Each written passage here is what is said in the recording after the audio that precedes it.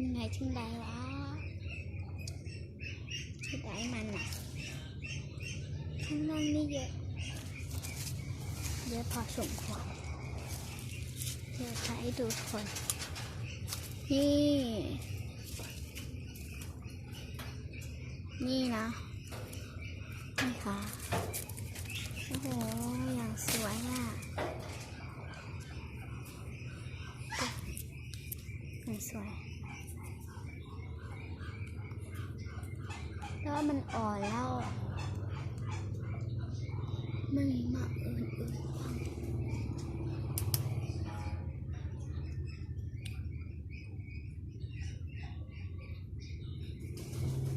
แล้วอีกสักแป๊บหนึ่งนะครับทุกคนเพราะว่ามันมาแล้ว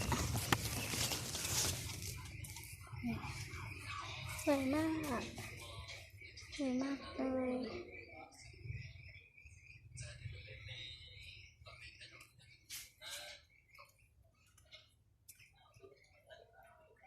ไม่มีหนอแบบโอเค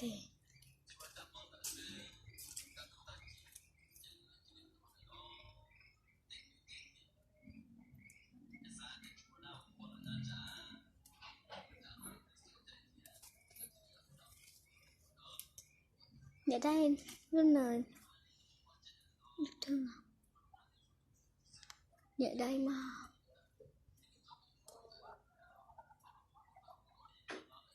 เยอะ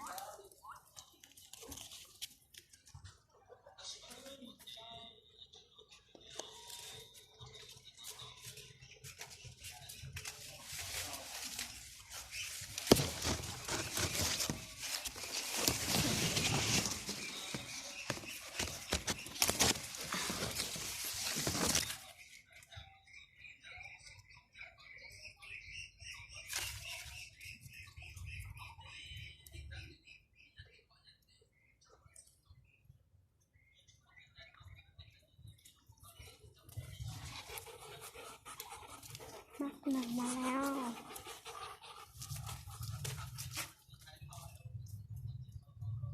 อันนี้สวยกว่า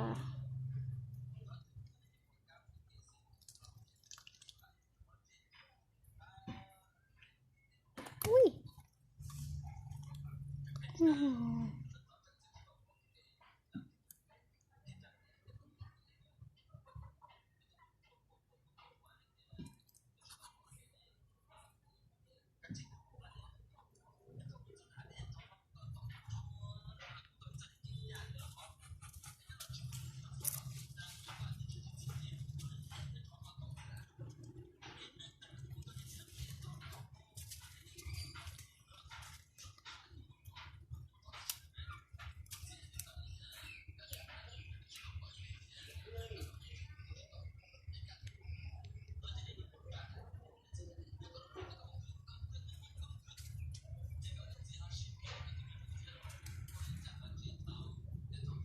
ไงวะเนี่ย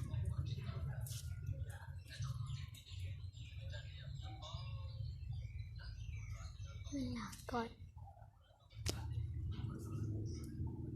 ยุงกัดนี่เรากลับกันเถอะอันนี้พอ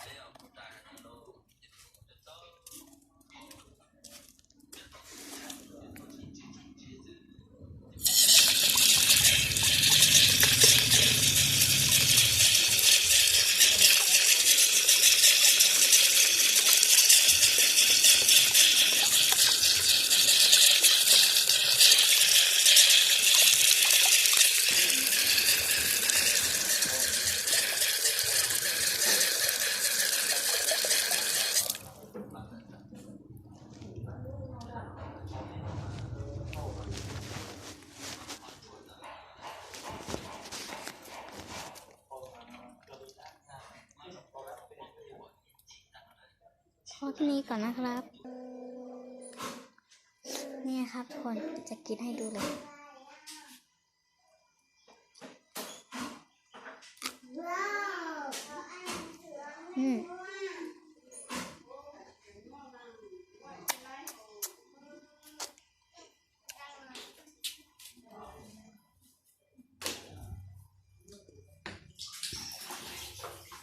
เ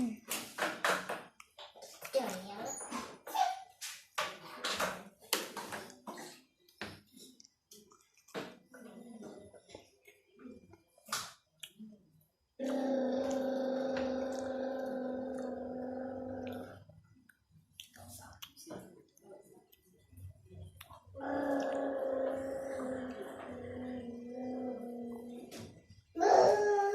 กล้องมันแบบสะท้อนด้วยทุกคนดูนี่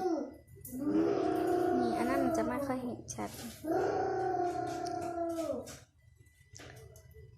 เพราะฉะนั้นกันนะครับบ๊ายบาย ว่าเราเป็นนะ